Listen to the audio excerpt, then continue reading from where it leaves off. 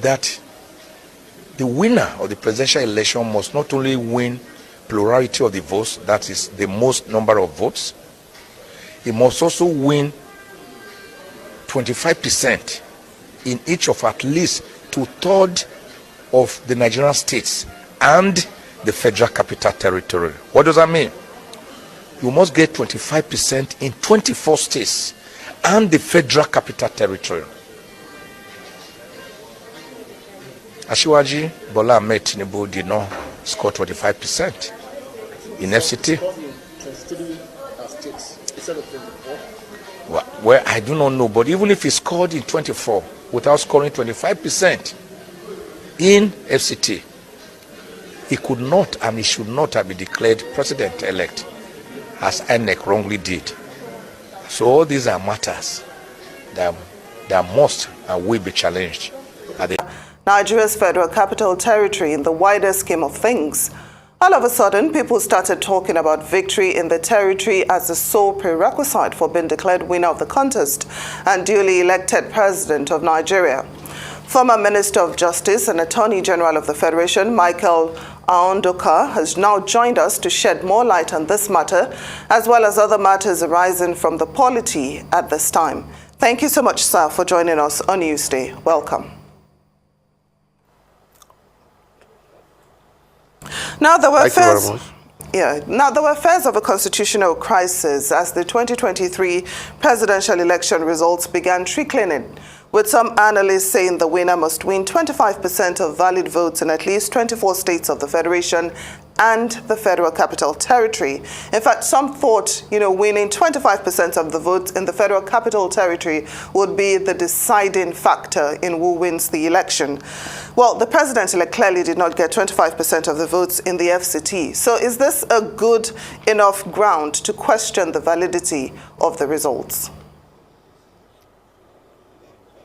Well, thank you very much. It's a very difficult situation, but I think the matter has been interpreted before, around 2008, in a matter involving the current president, Buhari, when he filed an action. The issue of whether that and in between, that is, must have 25% in two states and the Federal Capital Territory. I think the pronouncement then was that the and is conjunctively. That was the interpretation then. But it's about 14 years ago. It's enough time, maybe. The Supreme Court may have another look on it. But as of now, that is the interpretation the Supreme Court gave in 2008. I don't want to go into details because the matter is now sub judice. About some states have already filed an action to challenge the legality of the election. So I am confining myself to what was the interpretation of the Supreme Court in Buhari's case in 2008. Okay, the interpretation simply was that. Sorry to interrupt you. I just wanted to get some clarification, which I'm sure is what you're saying right now. So please proceed. Yeah, that's what I'm saying. I'm saying I cannot go deep into the matter because already actions have been filed at the Supreme Court. And I'm just giving you an instance where there was an interpretation by the Supreme Court of that provision or a similar provision. The interpretation was that and federal capital should be construed conjunctively. In other words, it means you must get the 2 days, the 25% in 2 days, and also you must get 25% in the Federal Capital Territory. If you go by the interpretation of the Supreme Court in 2008. But I say, look. Welcome to my channel, where we discuss everything and all things politics, especially about the 2023 presidential election.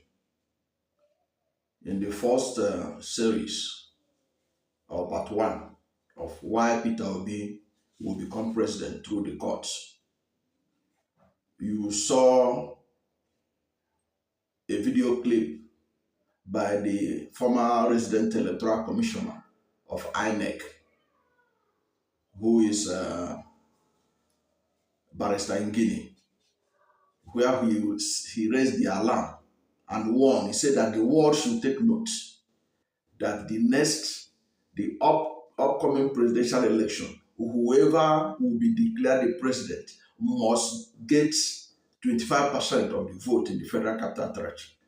He said that is like a compulsory question. Even if you answer all the other questions in the exam, you didn't answer that one, you have lost out, because that is a compulsory question. Okay, so nobody can be declared president without fulfilling that basic requirement, because this is a constitutional matter, and this constitution is far higher than the Electoral Act, because when there's a conflict between the constitution and the elector and any act of the parliament, the constitution takes precedent. Okay, now what was in contention was that section 134 subsection 2b states that a candidate for an election to the office of president shall be deemed to have been duly elected where there are being more than 2 candidates for the election. He has the highest number of votes cast at the election, and he has not less than 1/4 of the vote cast at the election, each of at least 2/3 of all the states of the federation and the Federal Capital Territory, Abuja. And in this last election that was held on February 25, 2023, and with all the wuru and magomago and all the riggings by the APC, they forgot to allocate 25% to Aswad Bola Ahmed Tinubu in Abuja. That is the bone of contention, because in Abuja, we have discovered that Labour Party's Peter Obi got 281,982 votes. APC got 90,902 votes. PDP 73,743 votes. NNPP 4,517 votes. And if you look at it in percentages, Peter Obi got 62% of the vote in Abuja. APC got 20% of the vote in Abuja. PDP got 16% of the vote in Abuja. Rabi Okwankwa Soros, NNPP, got 1%. So only Peter Obi fulfilled the requirement to be declared president of the Federal Republic of Nigeria when he meets the other conditionalities of getting 24 states, getting 25% in 24 states of the Federation. Okay? Now, and this is why this is also critical, is that since 1999, nobody has ever been declared president of the Federal Republic of Nigeria without getting this 25% in Abuja. In 2015, Buhari got over 25% of the votes in Abuja. In 2019, Buhari got over 25% of the vote in Abuja. So Buhari was declared president rightfully because he met the constitutional requirement. If Tinubu is allowed to stand, this will be the first time in the history of our return to democracy in 1999 that somebody who did not meet this basic constitutional requirement is allowed to become president of the Federal Republic of Nigeria. Okay, so that's something that should give hope to those obedient and those who support Peter Obi and those who voted for Peter Obi, because from the information one is getting from the votes from the polling units across the country, Peter Obi met the constitutional requirement of having 25% in 24 states. He met the requirement. But if you go by what INEC released and as announced by Professor Yakubu, then you can't talk about that. But what will be proven in court is all those votes that was cut from Peter Obi will be restored. All those states that they slash his figures will be restored. And all those votes they manufactured for Aswadibola, tinubu, and Atiku, they will be slashed off. And the real votes will come out. And the court will see no need but to agree with Peter Obi that those votes were allocated arbitrarily to those people and they are being cut off. And you see that Peter Obi will emerge President of the Federal Republic of Nigeria. Now, in this part 2 of this series, you see that I began with Chief Michael Shakam, SAN, Senior Advocate of Nigeria. You know, he was emphatic that you cannot be president of Nigeria without winning, getting 25% in Abuja. Okay? In the first video, that's part 1 of this series, it was Mike Ngini that reminded Nigerians, even before the election, that of the critical importance of getting 25% in Abuja. Now, I start this part 2 with showing you what Chief Mike Ozekome, SAN, what is the position of the law on this? After he made it clear that what the law states is, you must get 25% in Abuja before you can be declared president. And the INEC chairman is aware of this, and he arbitrarily declared tinubu president-elect because he wanted people to go to court to go and iron it out there. But he was being mischievous because he knows the position of the law, but he deliberately don't want to abide by it for obvious reason. You know how corruption works in 4 legs in Nigeria.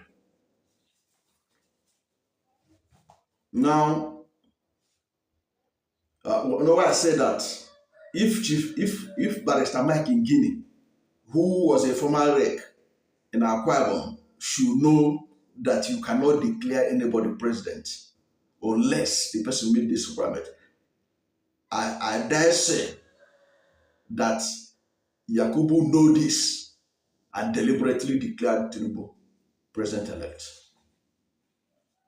so that he will see whether the court can help him to help Tinubu to become president.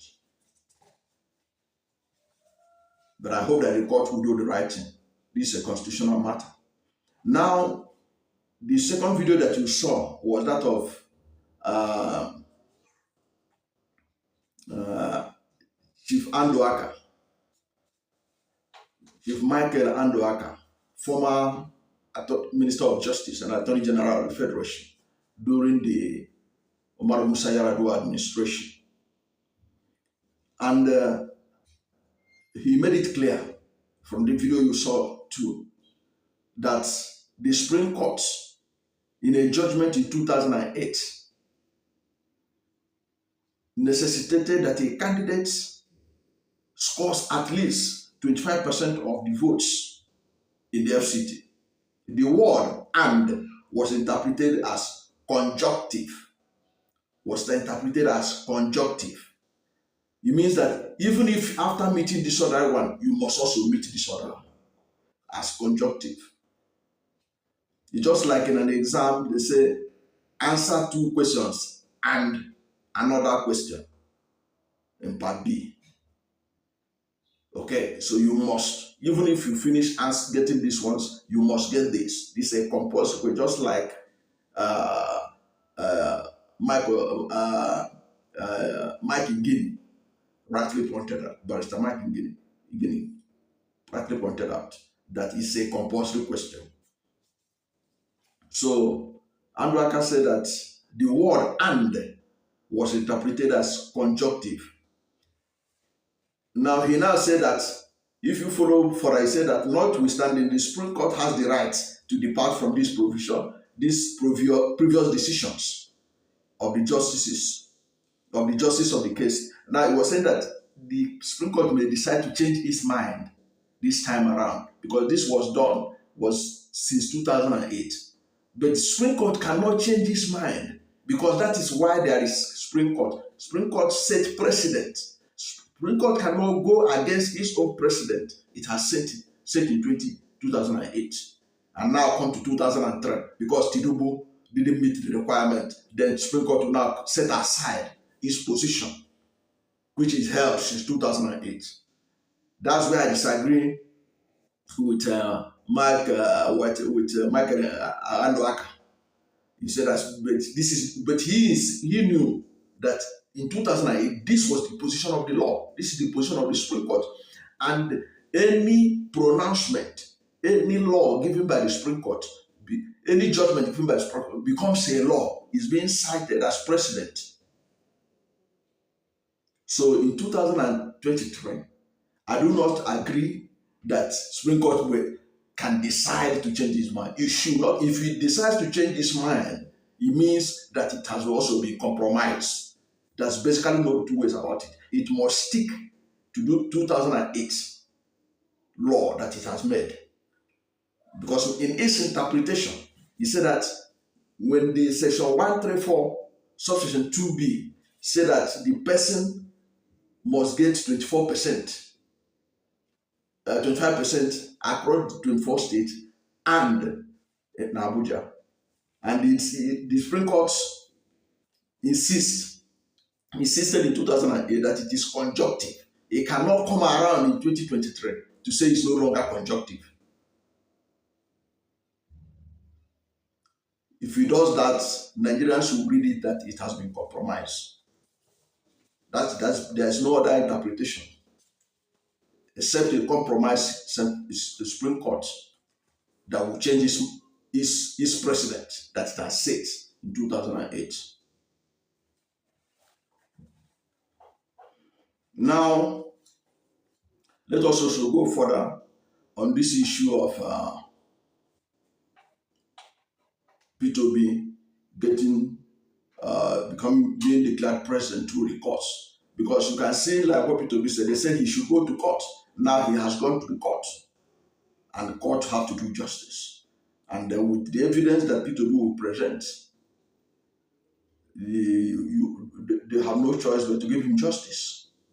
They will have no choice, because the evidence will be overwhelming for them to give him justice.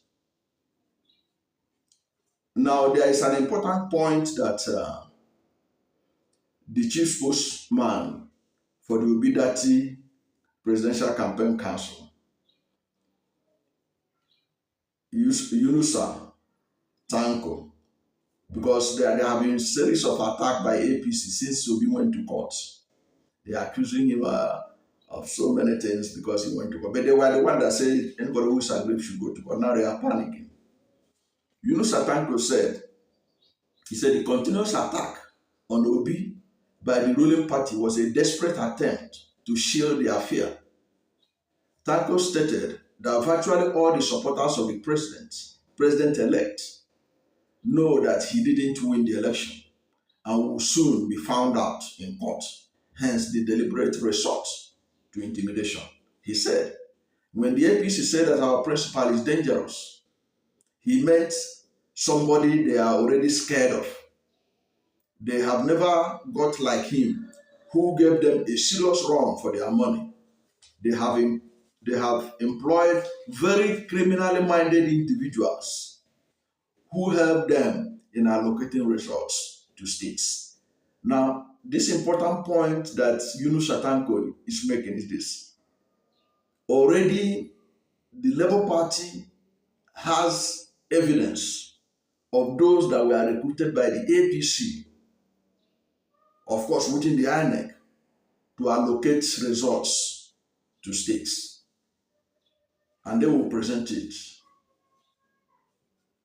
in court to change the dynamics. He said that has been exposed. Yes, it's true. Now, that has been exposed that there were individuals that were allegedly linked to the ruling party that were used in allocating votes. Don't be surprised. Don't look. Think about this. In all the states of the federation, people were able to upload the National Assembly and the National Assembly results, that's Senate and House of Reps. They were able to upload it into the portal, but no state was able to upload presidential election results nationwide. So it is not like you can say that, oh, it happened only in the southeast, it's happened only in the southwest, it's happened only in the north, but nationwide, because they were deliberate in what they want to do. And Yunus also said, the majority of them who have subverted the will of the people and at the same time criminally deny the people from voting will end up going to jail. That has been their fear. And it's a fear that will catch up with them. Now, again, I told you in part 1 that one of the things that will change the dynamics was the evidence that will be shown in court. That there are several places that Peter Obi won. There are several places, states, that they took Peter Obi's vote and give to other people and allocated their own votes to Peter Obi, just to muddle the water, to mess up the whole process. Now, the Director General of Obi Dati campaign, the Director General of Obi Dati campaign in Akwa Ibom State, has said that they have ton of evidence that Peter Obi won Akwa Ibom State. He said they have all the results from the polling units in Akwa Ibom State is with them, and that Peter Obi won Akwa Ibom State. You can see that in Akwa Ibom State was given to PDP. Then APC came second. Peter Obi came third. But this man is saying that they have enough proof. The Director General of the Obi Dati Presidential Campaign Council in Akwa Ibom State, he said, we have it already. And already we are liaising with the legal team of Peter Obi on this matter. By the time the real result of Akwa Ibom comes out and APC and PDP are allocated their 2 votes, you will see that Peter Obi will eventually emerge as the person having the highest number of votes scored in this election. When all the additions, this is not restricted to Akwa Ibom State now. This is all over. River State will come into the picture. Benue State will come into all the states. Peter Obi is calling for a recheck of the votes that were allocated, so that all those arbitrary allocations will be removed, and then we'll have the true votes that were really given to various political parties in line with what Nigerians want. And you see at the end of it, Peter Obi, the presidential candidate of the Labour Party, the court will see the reason to declare him president and commander-in-chief of the Armed Forces of the Federal Republic of Nigeria. And that's the letter that was given to Aswani Bola Ahmed Tinubu will be retrieved from him. The letter of forgetting the letter indicating that he won the election will be retrieved from him, because he fraudulently got it, because people people worked against the law by giving him what he does not merit. Because even in Lagos State, where Peter Obi won, there is strong indication that Peter Obi got over 1 million votes in Lagos. They literally divided the thing into two and gave Asiwaju Bola Ahmed Tinubu almost more than half of it, so that the margin of defeat of Asiwaju will be very insignificant in the total outcome of the election. But the courts will look into all these matters, and I believe strongly that our court will do justice, and they will see the need to upturn the victory of APC and uphold the victory of Labour Party. Thank you for watching this series to this level. As more information comes up, we'll also continue to develop this series, because this series is a continuous series that we'll keep on running with, because more evidence, more facts will continue to come out to show that Peter Obi actually won this election. And you know Peter Obi is not a man given to frivolity. I can tell you for free, if Peter Obi does not stand a chance of winning this election through the courts, he wouldn't bother to go to the courts. I tell you that for free. Thank you for watching this video. And if you are new to my channel and you're not yet subscribed to my channel, subscribe to my channel. Hit the subscription button, hit the notification bell. When you subscribe to my channel and hit the notification bell, anytime I have a new video, you will be among the first to know. God bless you. Now, the letter they gave to Asiwaju, I was trying to talk about was certificate of return. It just escaped me, certificate of return. That certificate of return, I said, it will be withdrawn in due course. It will be withdrawn. Because when the courts are presented with the evidence, tons of evidence from Labour Party, it will be withdrawn. They will do justice. That is the essence of courts. The Supreme Court is there to give justice to the aggrieved, to Nigerians who felt that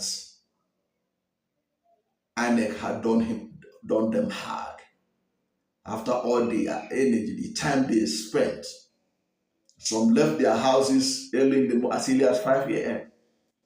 get to their polling units. They didn't get back home until after midnight. And somebody want to joke with that. The Supreme Court will do justice. Justice will be served. I want everybody to have confidence in the judiciary. I want everybody to have confidence in the Supreme Court. It will do justice. It will be forced to do justice. And it will do it with joy, without being compelled by anybody. They will see the need to do justice to all Nigerians who voted for change through Peter Obi. Thank you, and God bless you and yours.